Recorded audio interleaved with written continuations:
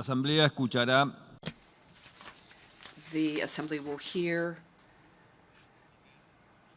an address by the Prime Minister of the Islamic Republic of Pakistan, His Excellency Imran Khan.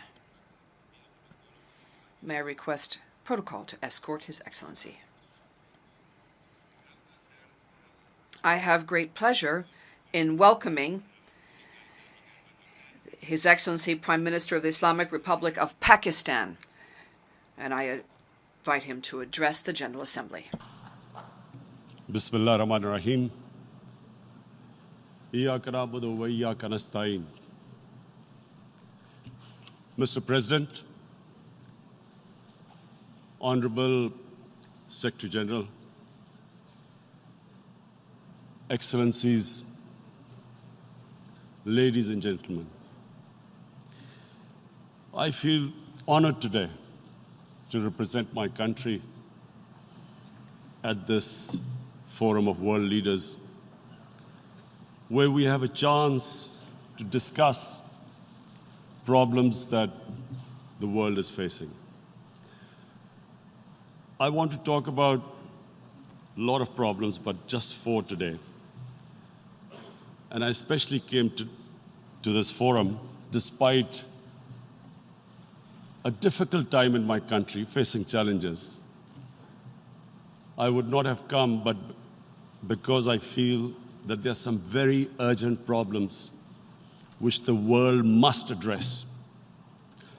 So first of all, I start with climate change. So many leaders have talked about climate change. But Mr. President, I feel that there is a lack of seriousness. Perhaps world leaders some of the leaders who can do a lot, do not realize the urgency of the situation. We have a lot of ideas, but as someone said, ideas without funding is mere hallucination. Pakistan, I'll give you start with my own country. Our country is amongst the top 10 nations in the world which are most affected by climate change. We depend upon our rivers. We are mainly an agricultural country. And 80% of the water in our rivers comes from our glaciers. The glaciers, not just on the Pakistani side, even India. The river, the 80% of the water in Ganges and the Indian rivers also comes from the glaciers, from the Himalayan glaciers, Karakoram, Hindu Kush. And these glaciers are melting at quite a rapid pace. We detected already 5,000 glacial lakes in our mountains. And if this keeps going, if nothing is done, we are scared that humans are facing a huge catastrophe. In my country, when my party came to power in the province of KP, we planted 1 billion trees in 5 years. Now we've set ourselves a target of 10 billion trees in Pakistan. Idea being to counter the effects of global warming. But one country cannot do anything. This has to be a combined effort of the world. My optimism comes from the fact that the Almighty has endowed humans with great powers. We can do anything, provided our survival instinct is stirred up. And this is really what I hope that the United Nations will take a lead in this. There must be more emphasis. Richer countries must be pushed. Countries that are responsible for greenhouse gas emissions. They must be pushed because our country contributes minuscule amount to greenhouse gases. So I feel that the United Nations must take leadership in this. My second issue for me right now is even more critical. Mr. President, every year, billions of dollars leave the poorer countries and go towards rich countries. Billions of dollars siphoned off by the ruling elites of the developing world. And they find their way into Western bank accounts, offshore accounts, tax havens, expensive properties hidden behind companies bought in Western capitals. Mr. President, this is devastating the developing world. This is causing more poverty, debts. It's impoverishing the developing world. The difference between rich and poor countries is growing because of this. Money laundering, which happens because money leaves the poorer countries into rich countries, is not treated the same as, for instance, money from drugs or terror financing. The seriousness which terror financing and money from drugs, the way it is treated, it's not the same. The way the poor countries are being plundered by their elites.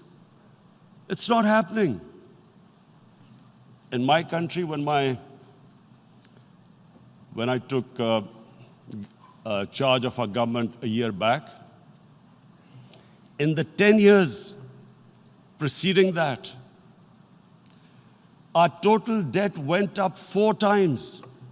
The debt we had accumulated in 60 years, just in 10 years, it went up 4 times.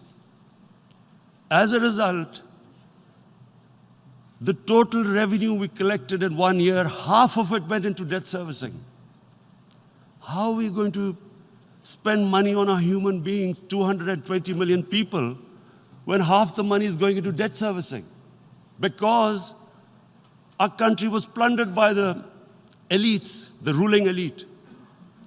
And easily they could get the money out. And when, Mr. President, we located properties in Western capitals bought by this money through corruption and money laundering, located the properties of these corrupt leaders, we find it so difficult to retrieve it.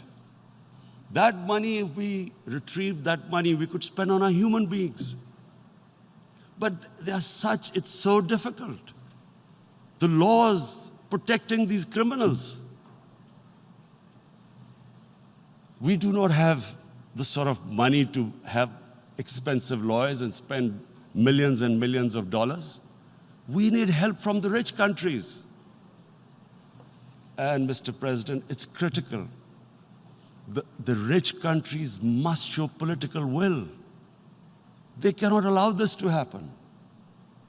How can the poor countries spend money on human development, which the United Nations asks, SDG? How are we going to do it when this money can easily leave our countries? So, unless the rich countries intend to build walls to stop economic refugees coming as we see right now, they must take action. They must take action now. It must be a deterrent. Corrupt ruling elites should not be able to take money out easily and park it into foreign bank accounts and into these properties abroad. And I never understand why. Why do we have these tax havens? Why is this allowed? Why shouldn't rich people pay taxes? Why is it legal to have these tax havens where you have these secret accounts? Because, the world is changing. The population of the world is growing. Sooner or later, you're going to have a crisis if the poor get poorer and the rich get richer. There is going to be a crisis sooner or later. So this is my second point. I hope that the United Nations takes a lead in this. It involves the IMF, the World Bank, Asian Development Bank. They must find a way of stopping this plunder of the developing world. My third point is Islamophobia. There are 1.3 billion Muslims in this world. There are millions of Muslims living in other countries, European countries, in the US, as minorities. Islamophobia, since 9/11, has grown at a pace where it is alarming. Human communities live together. There should be understanding amongst them. But Islamophobia is creating a division. Muslim women wearing hijab, it's become an issue. It's become an issue in some countries. Hijab is some sort of a weapon. A woman can take off her clothes in countries, but she can't put on more clothes. How is this happening? Because of Islamophobia.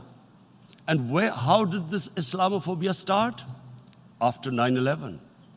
And why did it start? Because certain Western leaders equated terrorism with Islam. Islamic terrorism.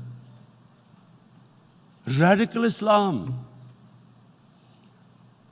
What is radical Islam? There is only one Islam, and that is the Islam we follow of Prophet Muhammad sallallahu alaihi wasallam. There is no other Islam. Radical Islam, Islamic terrorism, what message did they send to people in the West? And why is there Islamophobia? How is a person in New York, in the Midwest, in the US, in European capital, how is he going to distinguish between who is a moderate Muslim and who's a radical Muslim? Because terrorism has nothing to do with any religion. This Islamic terrorism, Islamic radicalism, and sadly used by leaders, this has been the main reason for this Islamophobia. And it has caused pain amongst Muslims. We in Muslim countries watch this Islamophobia traveling abroad, and it's getting worse. And may I just say, Mr. President, that in European countries, it is marginalizing Muslim communities. And we all know that marginalization leads to radicalization. Some of the people who ended up as militants in Syria and other places were from marginalized Muslim communities. And my point here is that we must address this issue. I'm sad to say that we Muslim leaders have not addressed this issue either. After 9/11, when this thing came about war against radical Islam, rather than Muslim leaders trying to explain to the West that there is no such thing as radical Islam, in all human communities, they are radicals. They're liberals and rest are moderate. All human communities, Christians, Jews, everyone has it. But Islam is not radical, neither Judaism, neither Christianity, neither Hinduism. No religion preaches radicalism. The basis of all religion is compassion and justice, which differentiates us from the animal kingdom. But unfortunately, the Muslim leadership was so scared of being called radical Islam that all of them became moderates. In Pakistan, we were in the eye of the storm, and our government coined a phrase called enlightened moderation. No one knows what it meant. But everyone started putting on Western suits that they were moderates, started speaking. Even those who didn't know English would speak English because they were moderates. No one had a clue what it was. Because we, in the Muslim world, did not explain to the West that there is no such thing as radical Islam. One of the reasons why after 9/11, Islam was supposed to be equated with terrorism was suicide attacks. Because the 9/11 bombers did a suicide attack, all sorts of theories came up that the Muslims are involved in suicide attacks because they will get virgin in heavens. Some came up with, what about women, suicide attackers? So this bizarre thing happened. No one explained. Suicide attacks and Islam were equated. No one did research that before 9/11, the majority of suicide attacks in the world were by Tamil tigers, who were Hindus. No one blamed Hinduism, and quite rightly.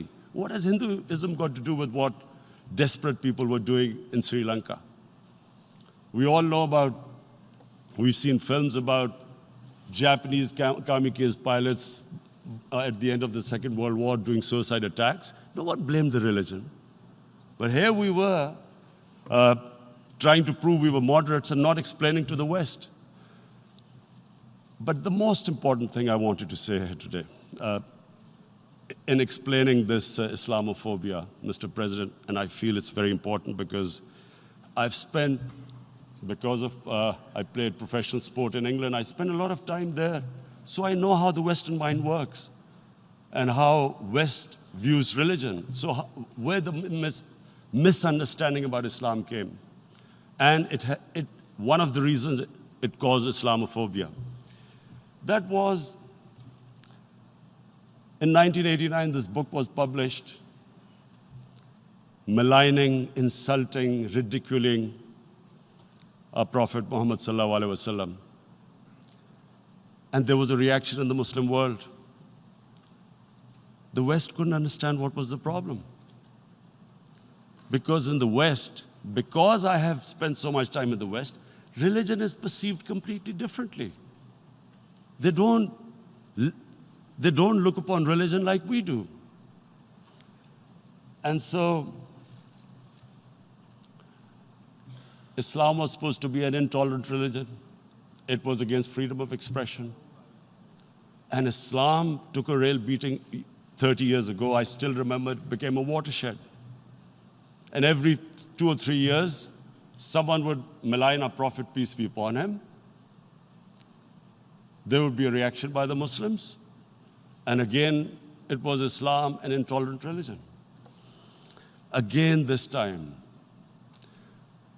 I blame a certain section of the people in the West who deliberately provoked this, knowing the impact it would have. But the majority of the people in the West didn't understand. This is where, again, Muslim leadership let the Muslims down. We should have explained to them what our Prophet, peace be upon him, means to us. So in 1 minute, I'll try and explain what he means to us. Our Prophet was the witness to the divine book, the Holy Quran. The Holy Quran is the book of guidance for Muslims, and the Prophet's life was living the Quran. He was an example of what the Quran guided us to be. So he is the ideal we all try to get to. The Prophet created the state of Medina, the first state in Islam. That state was the basis of a Muslim civilization which became the predominant civilization for the next 700 years. And what was that state? I hear such strange things about Islam, that it is against women, it's against minorities. The first state of Islam in Medina, it was the first time a welfare state was set up. The state took responsibility of the weak, widows, orphans, poor people, handicapped. It taxed the rich, spent the money on the poor.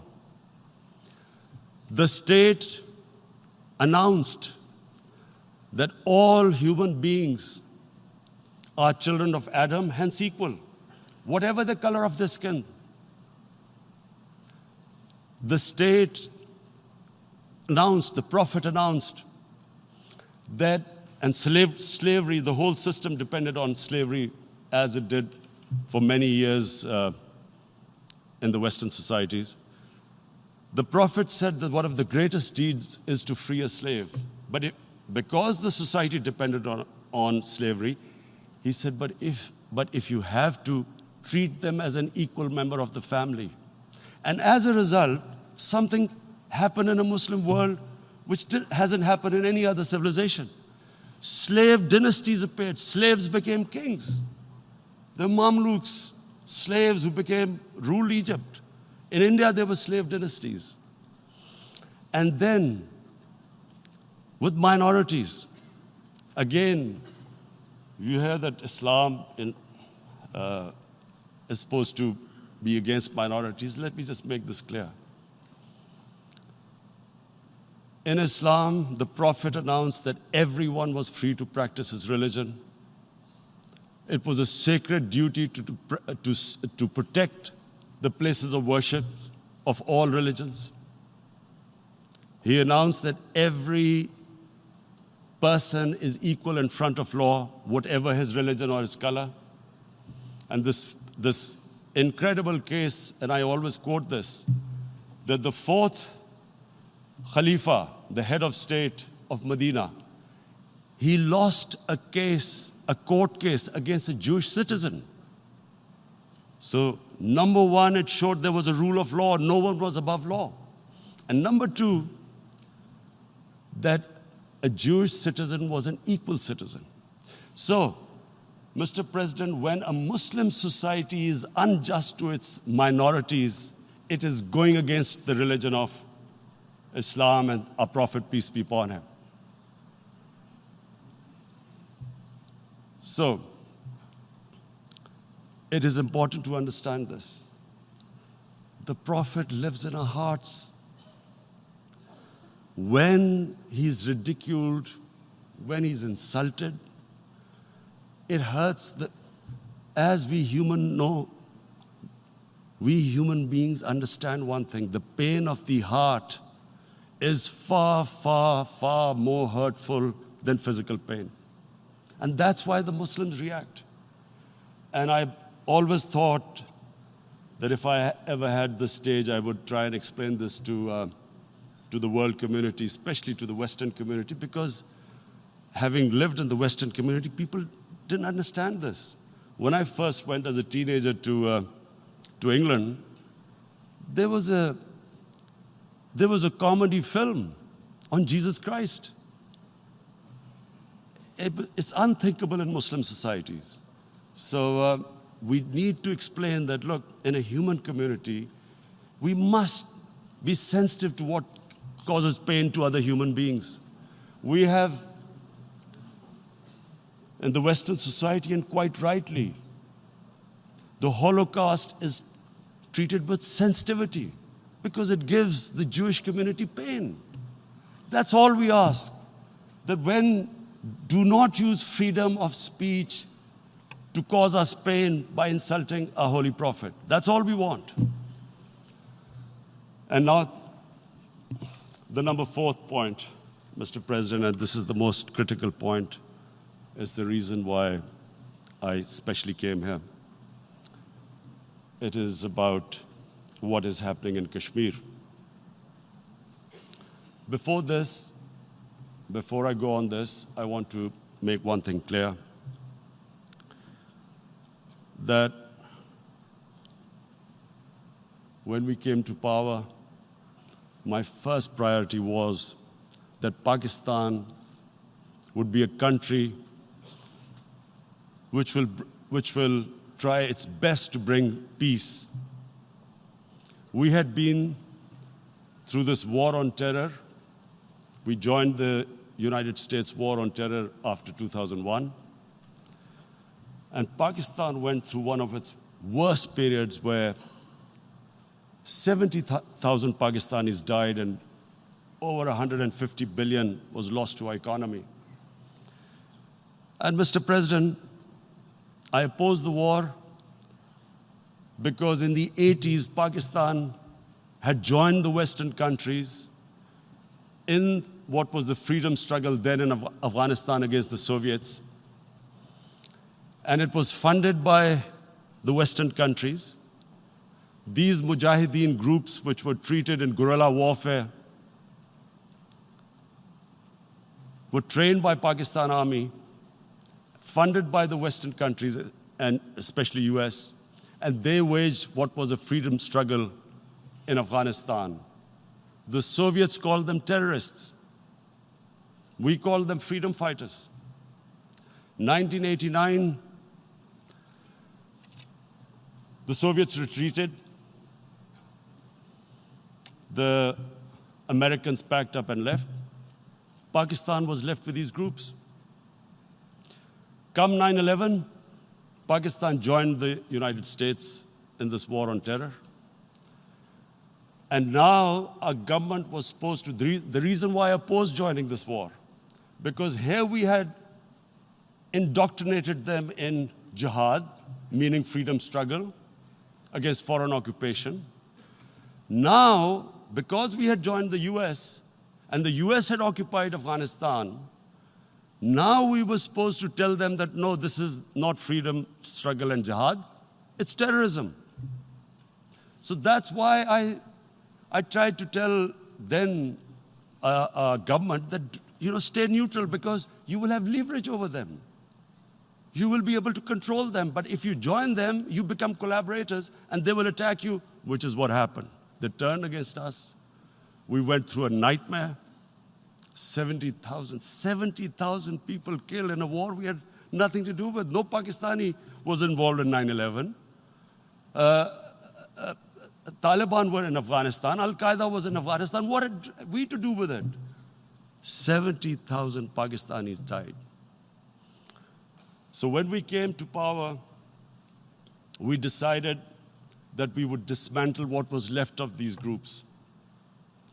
And this decision was taken not just by us, but by all the political parties in Pakistan. Unfortunately, they didn't implement it. So we came to power, we decided to implement it, and we dismantled whatever was left of the groups. And I know that India keeps accusing us that there are these groups there. I would like the United Nations to send observers, see for themselves what we've done. No Pakistani government would have dared to do this because it would have created strife. But we decided that there would be no militant organizations in Pakistan. So I need to give you this background and to what I'm going to say later on. And secondly, we started mending fences. I invited the Afghan president. We developed a relationship with Afghanistan. We had problems with Iran. We mended fences there. And then India. Now let me just give you a little background about my relationship with India. Because of cricket, and cricket being it's a passion in the subcontinent, I had great following in India.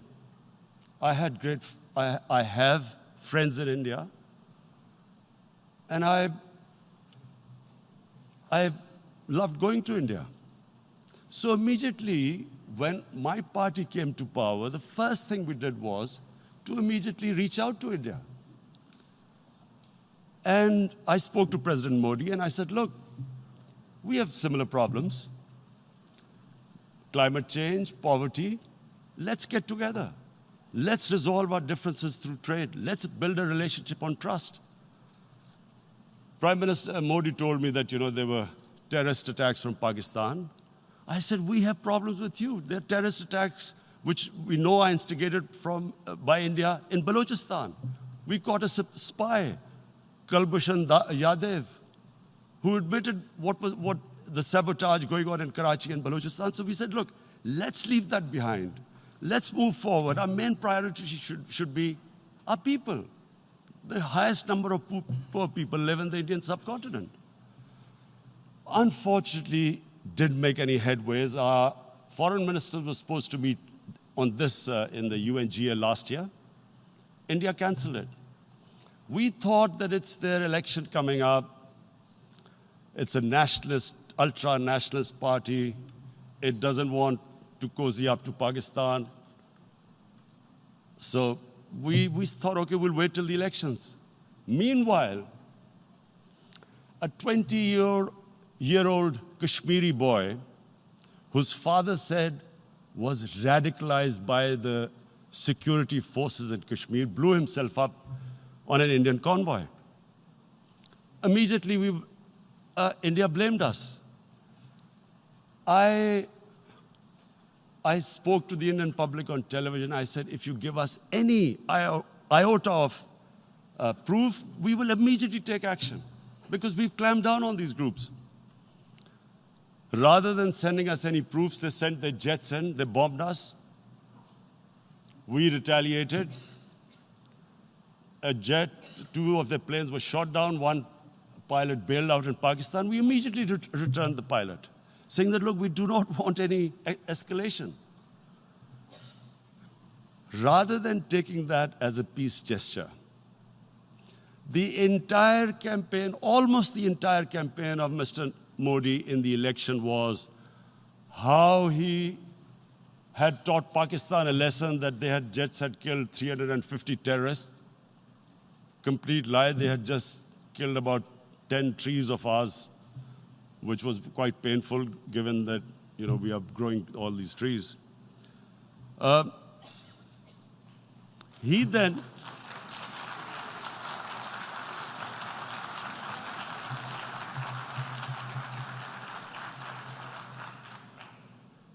the election campaign, Mr. Modi used words like, this is just a trailer, the movie is about to start. I went into Pakistan and taught them a lesson. This was the election campaign. Okay, so we thought, us politicians make all these statements to win elections. So, okay, after elections, we'll get back to our normal relationship. Well, the moment the elections ended, we approached India. No response. But then we discovered they were trying to push us in the FATF blacklist to bankrupt us. That's when we realized there was an agenda. And that agenda became obvious on the 5th August when India went against 11 United Nations Security Council resolutions which say that Kashmir is a disputed territory and the people of Kashmir have the right of self-determination. They went against that.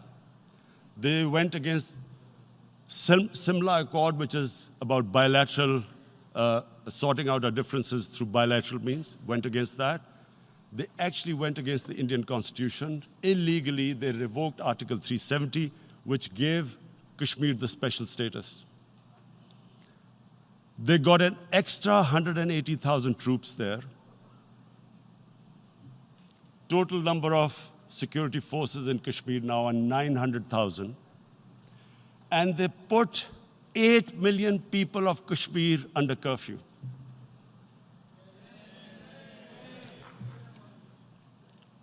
Mr. President, now I just briefly want to make the people understand, how can anyone do something like this? And for that, I have to explain to you what is RSS. RSS, Mr. Narendra Modi is a life member of RSS. RSS was an organization that was inspired by Adolf Hitler and Mussolini, came about in 1925. They believed in racial purity, racial superiority. They also believed they were an Aryan race like the Nazi believed they were an Aryan race. All that I'm saying can be verified. This is the time of information revolution. You can Google all this, what I'm saying. But it is very important for me to explain this to you so you know what is happening in India. This RSS believed in the ethnic cleansing of Muslims from India. At one point, there was racial superiority of the Hindu race. Secondly, it was hatred for the Muslims and for the Christians, because they believed that this golden age of Hindu civilization was stopped because of Muslim rule centuries back and then the British rule of India. So it was racial superiority and hatred for Muslims and Christians. This is openly stated. You look at the founding fathers of RSS, Golwalkar and Savarkar. Just Google them and you'll find out. And this ideology of hate is what murdered the great Mahatma Gandhi in 1948. It was this ideology of hate that made Narendra Modi in 2002 do a pogrom against Muslims in Gujarat when he was the chief minister. He allowed 3 days for these RSS goons who were inspired by the Hitler brown shirts. They actually wear brown shirts. This RSS, the Congress Home Minister gave a statement that in RSS camps, terrorists are being trained. And these terrorists butchered 2,000 Muslims and 150,000 Muslims were made homeless. Narendra Modi could not travel to the US because of that. And I need to make you understand this background before I explain to you that what sort of a mindset would lay siege to 8 million people with 900,000 troops. Women, children, sick people, locked in as animals. In fact, of what I know of England, if 8 million animals were locked in, the RSPCA would have made a lot of noise about it. These are human beings.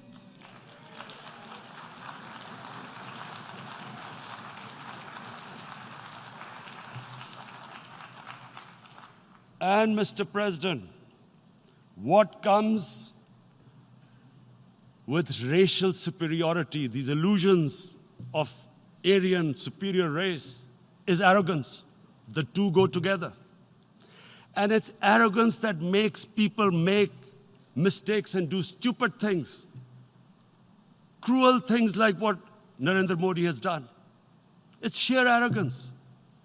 And it's arrogance that has blinded him from the fact that what is going to happen when the curfew is lifted. Has he thought about it? This hasn't been thought through. What is he going to do when he lifts the curfew? Does he think that people of Kashmir will quietly accept the status quo because India has changed the constitution and taken away the special status? They'll accept that? Mr. President, 100,000 Kashmiris have died in the past 30 years because they were denied the right given by the United Nations, the right for self-determination. 100,000 have died and 11,000 women have been raped. There are 2 United Nations human rights reports on this. The world hasn't done anything because India is a huge market, 1.2 billion people. Sadly, the material prevails over the human. But this has serious consequences. Again, I repeat, that's why I'm here. Look, what is going to happen when the curfew is lifted will be a bloodbath. The people will come out. There are 900,000 troops there. They haven't come to, as Narendra Modi says, he's done this for prosperity of Kashmir. This is supposed to be for the development.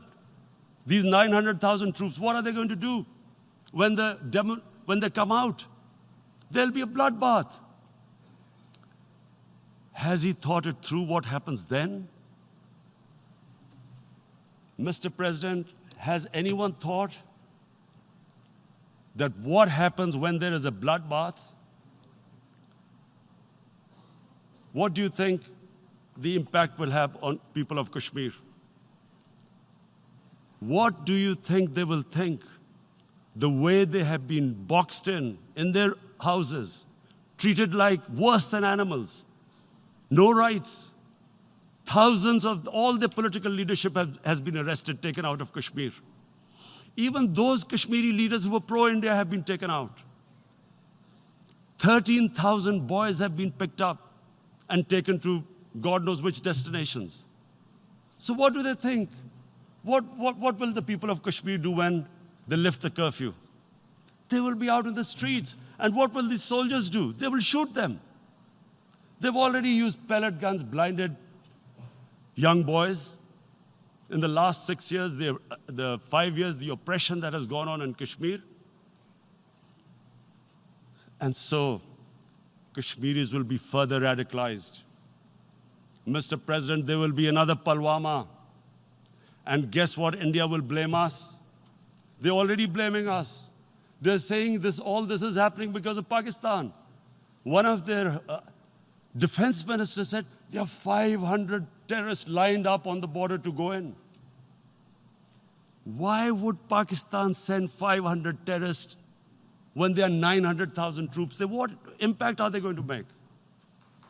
What will they do? And why would? Don't we know that the moment there is some terrorist attack, all that will happen is there'll be further cruelty and oppression of the people of Kashmir. We will just give the 900,000 troops to further crush the people of Kashmir. And then we'll give the Indian government an excuse that, look, Pakistan is a terrorist state, and this mantra that has gone on, Islamic terrorism. The moment you use this catchword, Islamic terrorism, the whole world turns away. No one talks about human rights. You can do whatever you want, which is what has happened in Kashmir, because they keep using this word, Islamic terrorism. And this is what they're doing right now. What do we benefit from further increasing the cruelty on the people of Kashmir? And why would we want this? But there is no other narrative left for India. As when they lift the curfew, whatever happens, Pakistan will be blamed, and there is always a danger of another Pulwama. They might come and bomb us again, and then another cycle might start. And what does Narendra Modi think? That 180 million Muslims of India are thinking right now. Aren't they watching these Kashmiris stuck inside for 55 days they've been stuck in? Aren't they watching? What do you think? Don't you think that the Muslims will be radicalized in India? And I'm talking about 180 million people. And when they get radicalized, there will be some incident in India somewhere down the line. Again, we will be blamed. And I'm warning you right now, again, we will be blamed. And, Mr. President, what about 1.3 billion Muslims who are watching this? And they know that it is only happening in Kashmir because they're Kashmiri Muslims. This is not happening to Kashmiri Hindus. They know that this is happening because of their religion. So what do you think they will be thinking? What do you think the Jewish community would think if there were, forget 8,000 Jews stuck like this? What do you think Europeans would think? What do we think? I mean, any human community, if their members are stuck like that, what do you think they will think? Are we a children of a lesser God? Is it not going to cause us pain? And then I'll tell you what will happen. People will, in the 1.3 billion Muslims, someone will pick up arms. I know we've been brought up with films, Western films. This good, decent guy doesn't get justice. he decides to pick up a gun and start seeking justice. There was a film made in New York, famous film called Death Wish. This guy gets mugged by and his family, his wife gets killed or something. He can't get justice. He picks up a gun and he goes around shooting muggers. And the whole cinema cheers him on. So what do you think the Muslims are thinking right now? If there is a bloodbath, there will be Muslims becoming radicals, not because of Islam, but because of what they will see, that there's no justice when it comes to Muslims. There were Rohingya Muslims, Myanmar, who are, God knows, almost 1 million people out, ethnic cleansing. What was the response of the world community? So what do you think will be the response of 1.3 billion Muslims? I picture myself. I'm in Kashmir. I've been locked up for 55 days. I have heard about, and there are rapes, Indian Army going into homes, soldiers. Would I want to live this humiliation? Would I want to live like that? I would pick up a gun. You're forcing people. You are forcing people into radicalization. When people lose the will to live, what is there to live for? And this is what, if you can do this to human beings, you are actually radicalizing people. And so, Mr. President, I want to repeat here, this is one of the most critical times. There will be a reaction to this. Pakistan will be blamed. 2 nuclear-armed countries will come face to face like we came in February. And before we head in that direction, the United Nations has a responsibility. This is why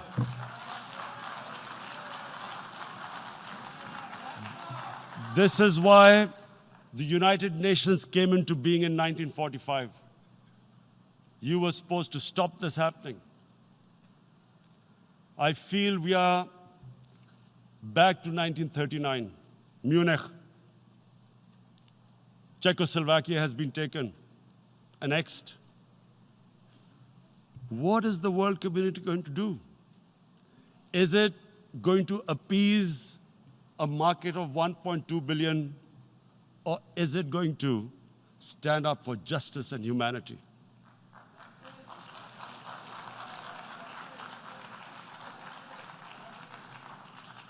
If this goes wrong, you hope for the best, but be prepared for the worst.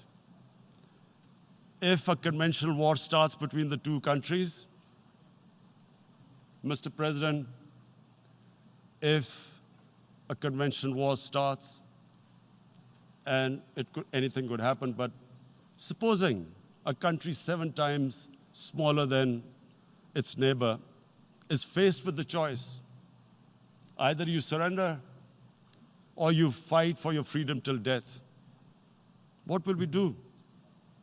I ask myself this question. And my belief is, La ilaha illallah, there is no God but one. And we will fight. And when